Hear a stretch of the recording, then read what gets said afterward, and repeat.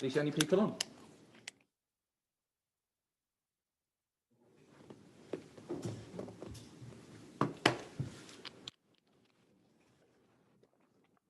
Right, are we on? Perfect. Good afternoon, everyone. Hope you're all well. Welcome to our pre-match press conference for our match against Liverpool. As usual, we'll start with broadcast questions and we'll start with Roger Clark. If you do have a question, please raise your hand and we'll try and get to as many of you as possible. Written briefing afterwards, embargo till 10:30 tonight, except for the evening standard questions, which are embargoed till midday tomorrow. No live streaming and no social media posting during the press conference, please. Roger, should we get started with you? Yeah. Okay, I'm ready. Hi, Jose. Hello. Happy birthday for yesterday. Hope you're well. Thank you. Thank you. First of all, can I start off by trying to clear up as the transfer window starts to come to a close, clear up the situation with Dele Alli, reading reports that you're looking for a possible replacement. He won't be allowed to go anywhere unless you find a replacement. Can you just clear up what the situation is if you expect him to still be here when the window shuts? I expect. I'm saying that since the beginning of the transfer window. I was not expecting anyone to leave. I was not expecting anyone to come. And until now, 27 January, we are almost in the end. I don't believe that anything is going to happen, but it's open still. So there's still a possibility, although you say expect, there's still a possibility that something could happen with Dele Alli. No, football is football. Football is football. The transfer window is open. Sometimes unexpected things can happen, but I don't expect it. Facing Liverpool next, the champions from last season, I think everyone would agree their form this season hasn't hit the heights. Jurgen Klopp perhaps looked a little bit rattled in some interviews, his argument with Sean Dyche the other day. Is Jurgen finding that winning back-to-back is a lot more difficult than winning that first time round? And you would know about that because you're one of the few people who've done it. What are those difficulties of winning it a second time? When you win once, you know that you have the team to win it twice.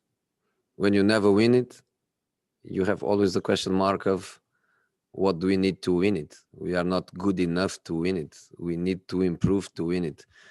When you win it, you know that you are the best team. And last season, Liverpool was not just about winning. It was just about winning so comfortably. So they know the team they are. They know the players they have. And they know that they can do it again. Would anybody expect Liverpool to have a similar run of last season, winning and winning and winning non-stop?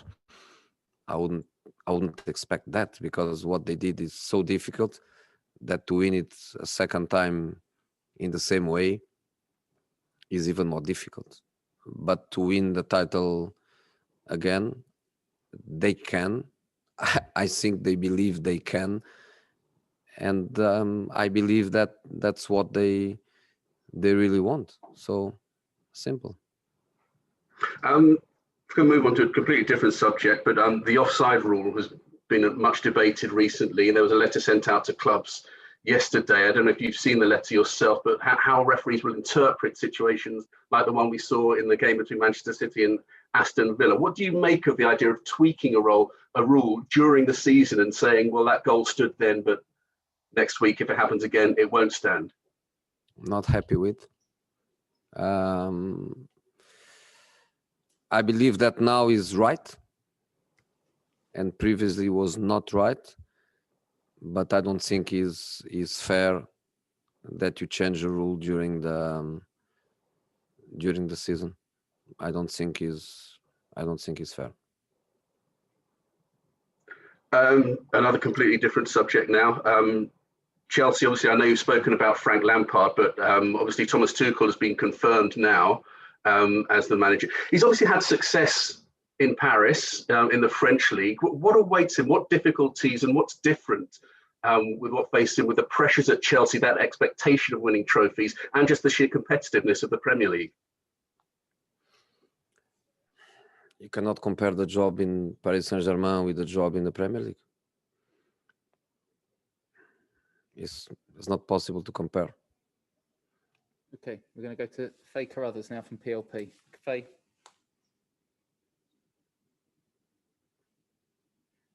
Faye, can you unmute? You're shaking your head. Okay, look, we'll go to George. George. Thanks, Simon. Hello, Jose. Hey, George. Jose, you mentioned Dele Alli. I know you said he was injured, but will he be in the squad tomorrow? No. Is that because of any injury again? Injured. He's injured.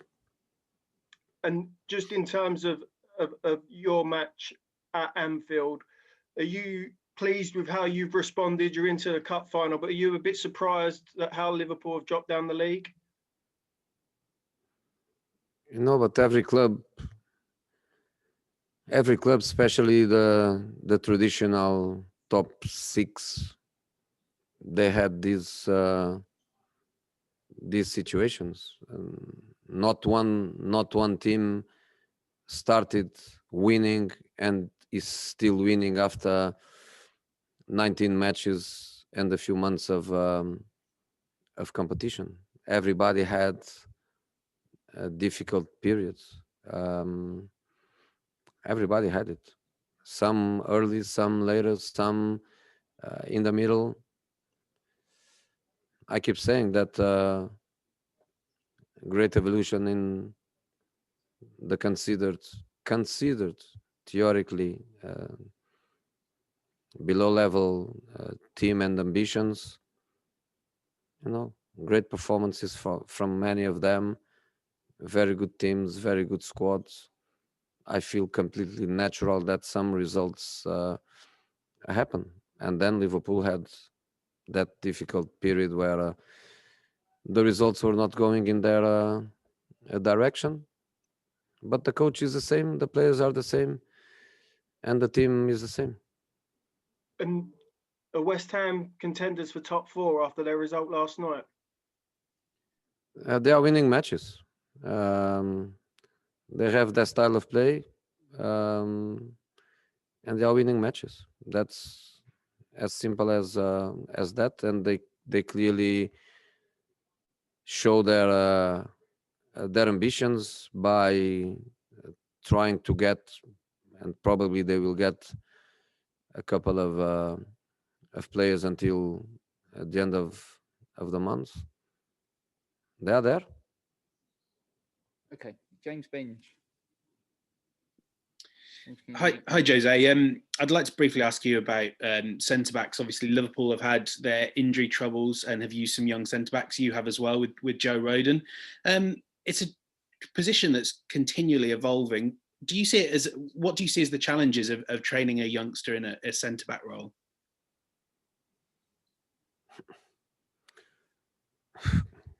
The challenges. The most important thing is the talent and the mentality, And some clubs, they have the potential to resolve their defensive problems with money.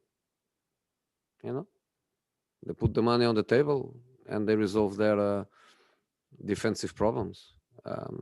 Other clubs is not that way. So in other clubs, people has to go in different directions. So Joe has a lot to learn, of course, but at the same time, he has a lot of potential and a great desire. And I'm really happy. We played him in not many matches. Unfortunately, he was not in the Europa League list that could give him some more minutes and some experience. But a couple of times where we played him, the answer was positive. So we are happy with Joe, and we believe that it can be only better. How do you think you would manage a situation like Liverpool's, where you're so short on centre backs? It seems like a real challenge that Jurgen Klopp's facing. Well, we played last season, half of the season, without any attacking player. We had a period where we played Lucas every minute of every match. Striker, winger, striker. We lost Son, we lost Kane, we lost Bergwijn, we lost everybody. Lamela, we lost everybody. How did we manage? Miracles, we cannot do it. So to make strikers from right backs or left backs or goalkeeper Joe Hart, can he play striker because he's very tall and strong? You cannot make miracles. You have to try to compensate with what you have. And Liverpool, when you speak about Van Dijk, you cannot replace. Okay, there are some players that you cannot replace. It's like when Harry Kane was injured, you cannot replace Harry Kane. You cannot replace Van Dijk. You can only replace Van Dijk with Van Dijk when Van Dijk is back. But you know, they have good players. They have experienced players. Fabinho, he can play everywhere. Fabinho can play everywhere. Matip back, experienced player. Jordan Anderson is another guy that with his experience and knowledge of the game, he can play everywhere too. And then they have also a couple of young players that they did okay. And for example, Williams against us, he played very well at Anfield. And sometimes it happens to clubs. But some players are really impossible to replace, and you have to wait until they are back, and that's what is happening with Van Dijk. There's 4 more hands raised. I'm going to try and get to all of you. We'll start with Ian Abrahams. Moose, just unmuted you. Hi Jose, how are you? Thank you. This is the second of 5 games in the space of 2 weeks. I know you and I have spoken before about player welfare, whether we're asking too much of the players, and you've just then gone through a whole list of injuries you had last season and other clubs have had this season. Is this getting a little bit ridiculous now? We have to do it. I don't want to moan. I don't want to complain. We have to do it. I know it's very difficult. It's very hard. But if we are speaking about 3 matches per week with always 2-3 days in between matches, is doable. Is not a crime. A crime was what we did in August, where we play 4 matches in a week with 1 day in between matches, and we did that for 2 weeks, 7 matches in 2 weeks. That's a crime. But to play 3 matches in a week is a difficulty, but is doable. And of course, you have some special players that you don't want to rest, because when you rest them, the team decreases in potential. But you have to use your squad. You have to play players. That's why you need a squad. That's why you need players motivated. And in our specific case, we went to Wycombe with some players that are not playing a lot, but they showed that they had quality, and they managed to give some minutes of rest to the other guys. And that is what a team is, what a squad is, and that's the way we have to face the season. A couple of weeks ago, I spoke to you before you played. I think it was Leicester. You were talking about how Brendan Rodgers is a friend, and afterwards you speak to your friends. Jurgen Klopp, what's your relationship like with him? I'm not saying you're going to get on the pub with him, but you get on with him? I don't have Brendan's phone number like I have Nuno. So yesterday I could send my happy birthday to Nuno. I couldn't to Brendan.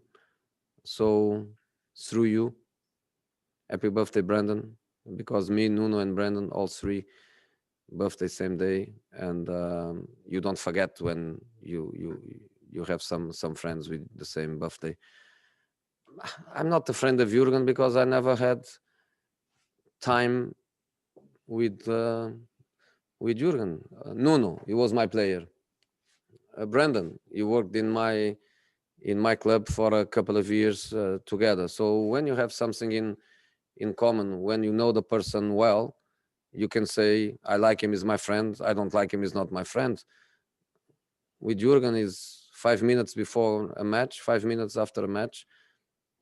What can I say about Jurgen? He's a colleague that I respect, that I don't have any problem with him, and I believe he's the same with me. No problems at all. And last one, we should get goals tomorrow night, shouldn't we? You've got a great front three, with one of the best strikers in the world, and Harry Kane. Liverpool have got a great front three, and admittedly a little bit misfiring right now. So should I be listening to the radio expecting loads of goals? You know, they scored 2 goals at Old Trafford, where it's not easy to score, and they could score more. And they create a lot of chances. So you are right. They have top class attacking players. I am right by saying they create chances in every match, a part of scoring or not scoring. So when you create chances and you have top players, you are closer to score goals than not to score. But of course, we are a team that normally is well organized, and I don't think they are going to have an easy match too. Okay, Faye, we're going to try again. I've asked to unmute you. There you go. Got you this time. Hi, Jose. Hello. Just want to go back to Liverpool and the fact that they're not in the greatest moment at the minute. Do you feel as if that is an advantage to you compared with when you played them back in December? No, I don't feel at all. Play Liverpool is play Liverpool, independent of all the context, independent of everything. I don't feel it is an advantage. I don't feel it is a disadvantage. Simple. Do you feel as if this is the most competitive Premier League that you've been involved in for a while, in terms of so many teams capable of finishing in the top 4 at the moment? It looks like, no. I think it's an easy thing for you to do. Look back, go to stats, go to data, and look at it. But I feel that way. I feel a team loses 2 consecutive matches, and it looks like is doing an awful season because you look to the table, but then a team wins 2 matches and goes up, and then you think the season is being phenomenal. I think the best thing to do is to play and wait for the end of the season. And in the end of the season, we look to the table and we realize where you end, because to look to the table now is quite confused, especially with also matches in hand. And in our case, played twice against Liverpool, didn't play against Aston Villa any match. It's quite strange. So let's wait for the end. Just finally, Tanguy Ndombele is in fantastic form at the minute. You talked about how much you were impressed with his performances, not just that goal the other night, but how much progress has he made under you, and what have you done to improve him so much? Was him, his responsibility. We always showed him the right way. We always showed him and demand a lot from him. If I did anything positive with him, I believe it was not to play him when he was not in real conditions to play. And I believe that we used some of the matches last season to expose his fragilities at the time. His physical condition was not especially good, as an example. But it's all his responsibility. Trains very hard, plays very hard with the ball, without the ball. Tactically understands what the team needs from him. He's feeling great. He's feeling very positive. Is his responsibility. Okay, thank you, Faye. I've got Jonathan, Jerry left. I appreciate if you can just keep it to one question. I'm conscious we're running over. Jonathan, we're going to start with you. Yeah. Hi, Jose. Hello, John. When Davies came off on Monday night, is he going to be fit? And also, Matt Doherty, is he going to be fit for tomorrow? Yeah, and we have more problems than that I'm not going to share. You have to wait for tomorrow, but we have a little bit of more problems than that. Okay, Jerry to finish. Hi, Jose. Hey. We all know Daniel Levy likes to do business at the end of the transfer window, which is this week. Do you think there will be any comings or goings from Tottenham? Don't think so. Honestly, I don't think so. As I was saying before, transfer window is open. Anything can happen until the last second. But I'm convinced that nothing is going to happen. If something happened, would be a huge surprise for me. You guys, thank you. We'll move on to the written part now. So if you do want to ask a question in the written part, please raise your hand.